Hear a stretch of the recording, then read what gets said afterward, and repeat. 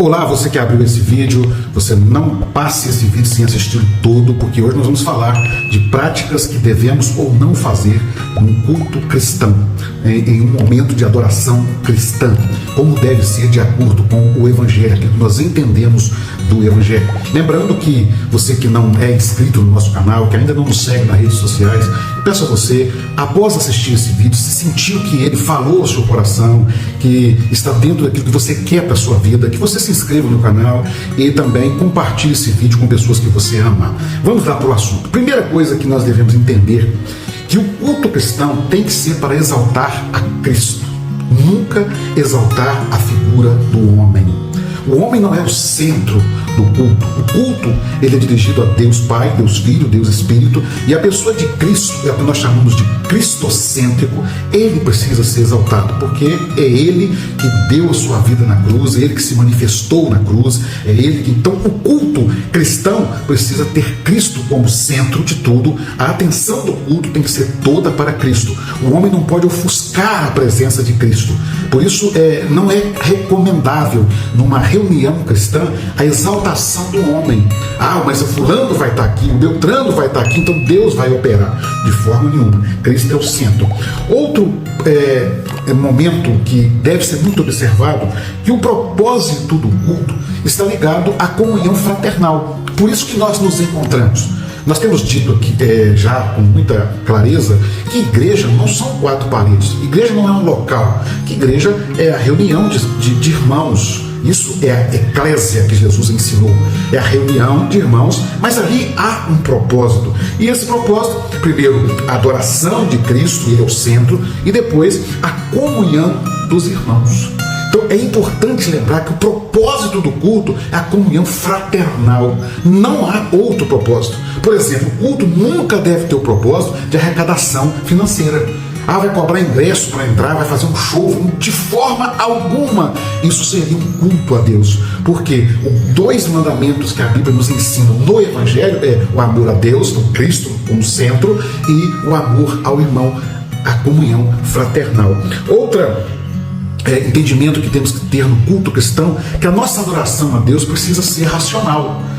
A Bíblia diz, Paulo fala muito claramente que o espírito do profeta ele não toma o profeta, porque ele está sujeito ao profeta. Então não é coerente, não é bom essas supostas manifestações do Espírito Santo, onde a pessoa é tomada e ali não sabe o que está fazendo. Isso não tem fundamento nenhum bíblico. E são frutos de emoções, são frutos de algumas loucuras, até de algumas psicoses, porque a pessoa entra em transe como se aquilo fosse uma manifestação do Espírito Santo. Meus irmãos, eu sou criado numa igreja pentecostal, então tenho toda uma linhagem pentecostal, posso falar isso com clareza. Não é uma manifestação de Deus, esse transe. Você está dizendo que é o quê? Estou dizendo que é nada, mas isso não é bom, isso não é saudável. A Bíblia fala do nosso culto racional, o culto que agrada a Deus, é um culto no entendimento, na razão, naquilo que você oferece a Deus. Outra coisa que nós devemos ter nos nossos cultos é que a oração. Paulo fala, reunindo haja a palavra, haja a oração, haja a comunhão dos irmãos e o louvor. E a oração uns pelos outros é muito importante. É importante que os santos tragam as necessidades aos santos, para que haja uma operação de cuidado na oração, do cuidado na necessidade que algum irmão esteja vivendo. Isso é a reunião cristã. Mas nunca deve colocar alguém na igreja, na sua reunião, como aquele que vai orar, porque ele tem ligação com Deus. Porque isso, de certa forma, é uma heresia e muito perigosa. Por quê? Porque acaba exaltando o homem como ele sendo especial. E a Bíblia nos ensina que Jesus, ele é o intercessor entre nós e Deus. Não é nenhum homem, não é Paulo, não é Pedro, não é João, não é o pastor, não é o sacerdote, não é o apóstolo. O intercessor entre Deus e o homem é Cristo. Então todos nós temos acesso a Cristo. Ou você não tem o Espírito Santo, que precisa de outra.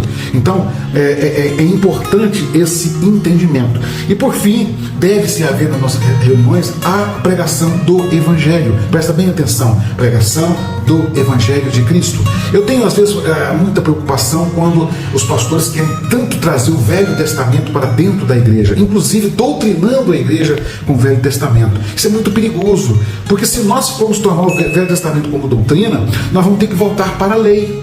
Aí, eu vou ser sincero aos irmãos que usam a lei para doutrinar a igreja.